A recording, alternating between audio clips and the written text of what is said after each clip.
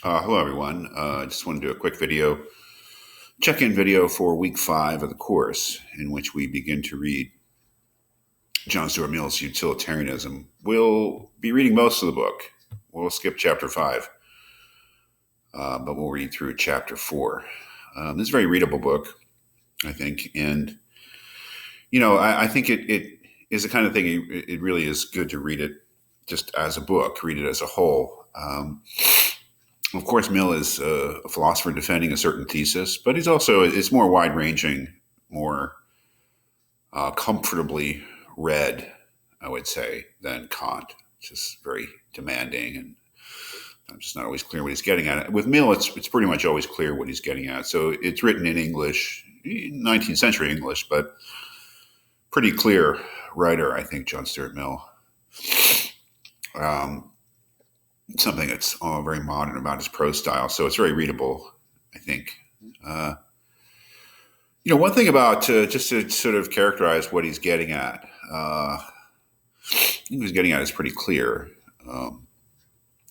fundamentally, and that is he's providing a foundation or a criterion or a first principle or a basis for morality. And what that means is a basis for how we make moral judgments.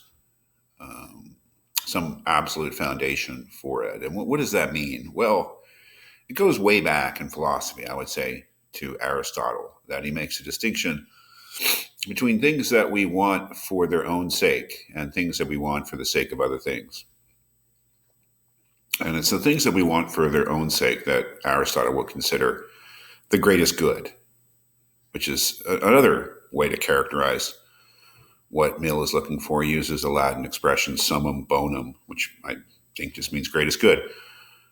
And Aristotle identifies that as happiness. So there's actually some real similarities between Aristotle and Mill, I think.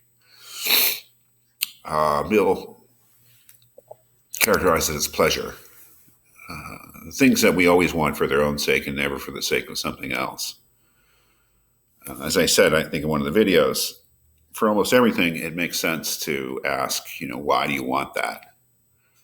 But for something like happiness or pleasure, Aristotle and Mill would say, it doesn't really make sense. That is, it's just obvious that whatever makes us happy is something that we want. Whatever makes us unhappy is something that we don't want. Something which is pleasurable, we may not always choose it for other reasons because it doesn't fit in with our overall life plans, or it may be impractical, or it may be foolish, but something pleasurable is inherently good to us.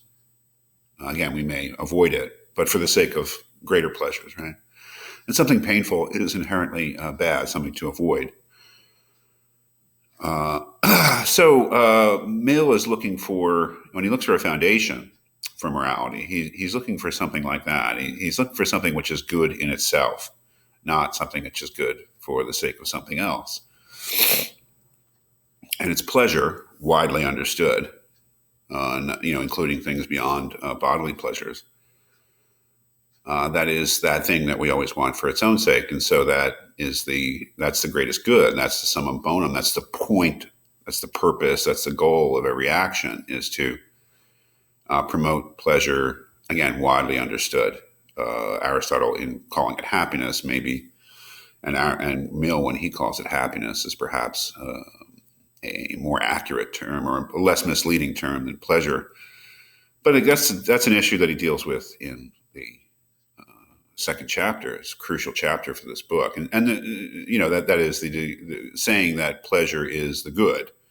Pleasure is the purpose of every action. That's something that Mill felt he had to defend against people who would condemn that as being base or sordid or degrading. And much of chapter 2 is really seeing his arguments that saying that pleasure is a good is not those things. Chapter 2 really is the center of the book. It's called What Utilitarianism Is. It's where the greatest happiness principle that we looked at in week 2 comes from. It is the real, most important part of the book. The whole book is interesting.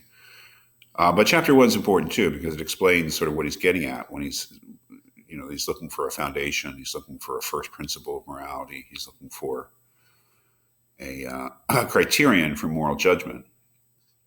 It should also be clear, he mentions Kant in a sort of ambivalent way. He says he's a great thinker, but he points out what he believes to be a grave error. Not a grave error, but an error in his thought. But it should be clear that Kantianism and utilitarianism are incompatible. Just to put it in context of what we just read, that any viable moral philosophy is going to resemble other moral philosophies just because of the nature of morality. That is, you'll see points of contact, you'll see points of agreement between Kant and Mill, but you'll also see a fundamental disagreement. And that disagreement, of course, can be easily stated in the opposition between a thinker who believes that it's the intention behind an action that gives it its moral worth, and somebody like Mill who believes that it's consequences that give it its moral worth.